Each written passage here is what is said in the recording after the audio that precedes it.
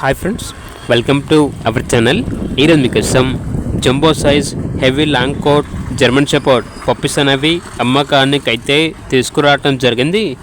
Male and female available అవి. Puppies యొక్క age వచ్చేసి 45 డేస్.